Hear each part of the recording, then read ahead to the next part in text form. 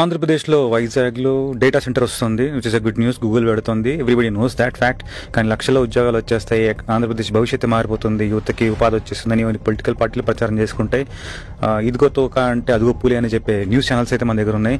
ఎందుకంటే political propaganda చేయాలి కాబట్టి. ఇక్కడ నేను ఎవరిని క్రిటిసైజ్ చేయట్లేదు. I just wanted to see the reality. ఒక డేటా సెంటర్ అంటే ఏంటి? ఒక డేటాని ప్రిజర్వ్ చేస్తే ఒక hardware location.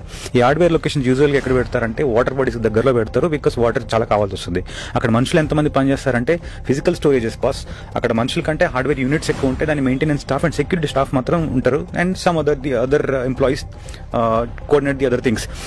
Estimation size and across the global on the average తీసుకుంటే 1.3 మిలియన్ స్క్వేర్ ఫీట్ ఉన్న కెపాసిటీ ఉన్న ఒక యూనిట్కి 200 మంది కావాల్సి వస్తారు. 100 మెగావాట్స్ యూనిట్ ఉన్న డేటా సెంటర్కి అప్రాక్సిమేట్లీ 80 మంది కావాల్సి వస్తారు.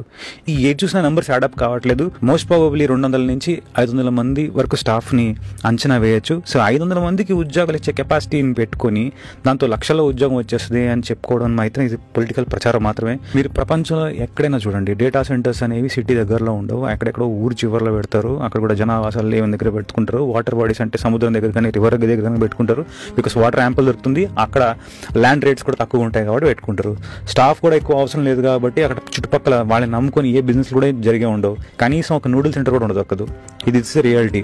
కానీ పొలిటికల్ పార్టీస్ మాత్రం డబ్బా కొట్టుకుంటే ప్రాబ్లం లేదు, because that's what they do. అంతకంటే మనం ఎక్కువ ఎక్స్పెక్ట్ చేయడం. కానీ జనాలు మోసపోతున్నారు కదా, జనాలు ఈ న్యూస్ ఛానల్స్ మోసం చేస్తున్నారు కదా, అది that is my primary concern.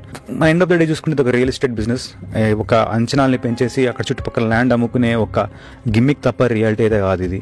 మీరు రియల్ ఎస్టేట్ మార్కెట్లో ఎంతూజియాస్టిక్గా వెళ్ళిపోయి అక్కడ చుట్టుపక్కల ల్యాండ్ కొనుక్కుంటే డబుల్ ట్రిపుల్ అయిపోయే అవకాశం ఉంటుందని మాత్రం మీరు దయచేసి మోసపోకండి.